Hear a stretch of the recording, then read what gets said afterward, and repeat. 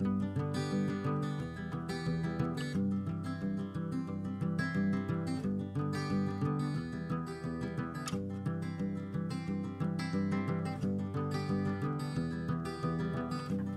Brown was absolutely amazing. She would be amazing today, but in her time, right after the Civil War, she was born in 1867, and up through the Progressive Era, she would have been even more amazing. She was very philanthropic all her life.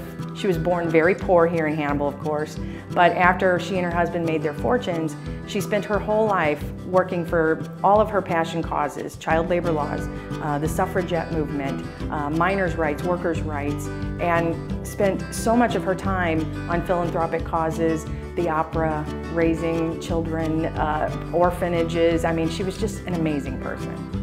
Molly is best known as the heroine of Titanic, and she truly was. Molly could speak 5 languages by the time she boarded Titanic. She had learned them over the years, and when the people were brought up from steerage to be put on the lifeboats, many of them could not speak English, and they were terribly, terribly frightened. I mean, they didn't understand what all the chaos was about.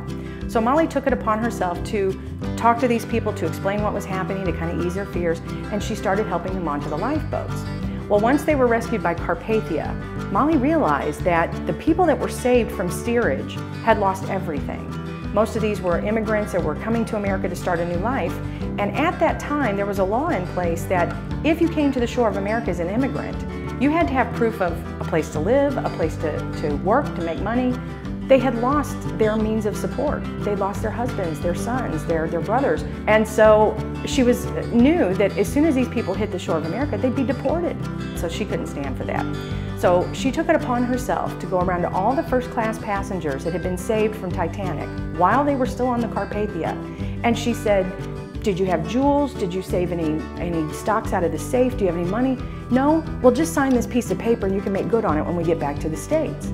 So while she was aboard the Carpathia, she actually raised $10,000, which in today's money is $233,000, just so that these families that were coming to America could have the means to start a new life. And not one family was deported. We are so proud that Margaret Tobin Brown is from Hannibal, Missouri. No one knows she's from Hannibal. Everybody assumes she's from Denver. But more importantly, she lived in Hannibal until she was 18 years old. When she left this town, she was raised. She was who she was going to be in life. This larger-than-life personality all happened during her childhood here in Hannibal.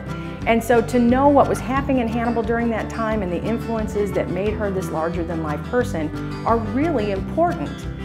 One of the things that's so interesting about this little house is when you see where she came from, and they were so poor.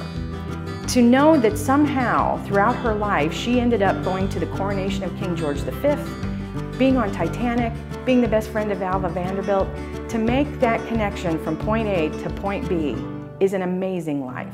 She won the French Legion of Honor medal for all of her efforts during World War I. I mean, the things that this woman did were just amazing, specifically amazing during her actual time. If she did these things today, she would be amazing. But back then, it was even more of a thrilling story. But I think what's important for us is that people know that the person she was, she learned right here in Hannibal. And I don't know how in the world she managed to maneuver herself into all these situations, but it is just an amazing story. And she was very well respected by everybody in every circle that she ever went through.